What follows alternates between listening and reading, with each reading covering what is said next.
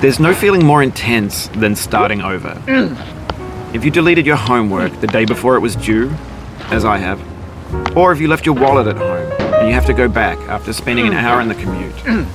If you won some money at the casino and then put all your winnings on red but it came up black. If you got your best shirt dry cleaned before a wedding and then immediately dropped food on it.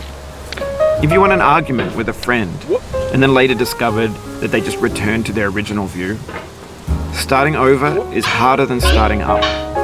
If you're not ready for that, like if you've already had a bad day, then what you're about to go through might be too much. Feel free to go away and come back. I'll be here. Alright, thanks for coming with me on this trip. I'll understand if you have to take a break at any point. Just find a safe place to stop and quit the game. And don't worry, I'll save your progress, always, even your mistakes. This game is a homage to a free game that came out in 2002, titled Sexy Hiking. The author of that game was Jazuo, a mysterious Czech designer who was known at the time as the father of B games. And B games are rough assemblages of found objects.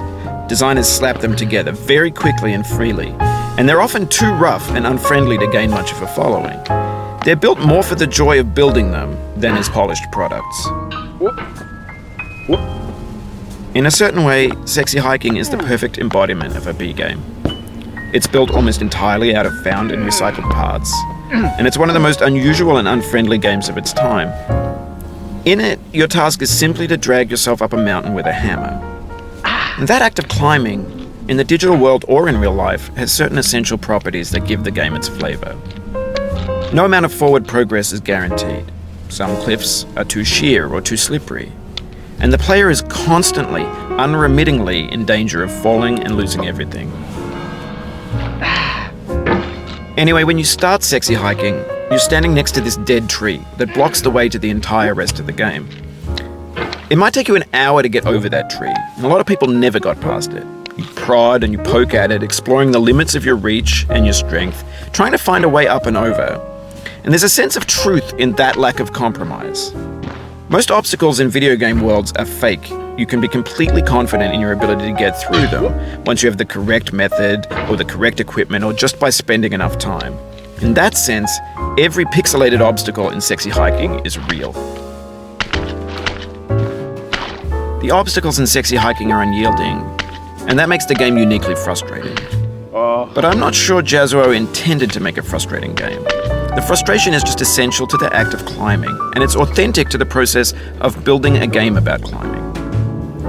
A funny thing happened to me as I was building this mountain. I'd have an idea for a new obstacle, and I'd build it, test it, and it would usually turn out to be unreasonably hard. But I couldn't bring myself to make it easier. It already felt like my inability to get past the new obstacle was my fault as a player rather than as a builder. Imaginary mountains build themselves from our efforts to climb them, and it's our repeated attempts to reach the summit that turns those mountains into something real. When you're building a video game world, you're building with ideas, and that can be like working with quickset cement. You mold your ideas into a certain shape that can be played with, and in the process of playing with them, they begin to harden and set until they're immutable, like rock. And at that point, you can't change the world. Not without breaking it into pieces and starting fresh with new ideas.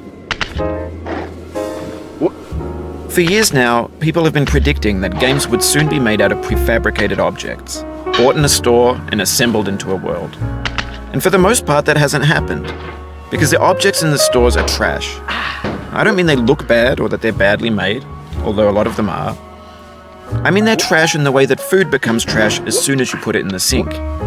Things are made to be consumed and used in a certain context, and once the moment is gone, they transform into garbage.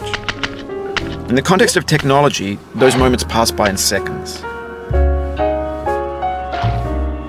Over time, we've poured more and more refuse into this vast digital landfill that we call the internet. It now vastly outnumbers and outweighs the things that are fresh and untainted and unused. When everything around us is cultural trash, trash becomes the new medium, the lingua franca of the digital age. And you can build culture out of trash, but only trash culture. B games, B movies, B music, B philosophy. Maybe this is what digital culture is.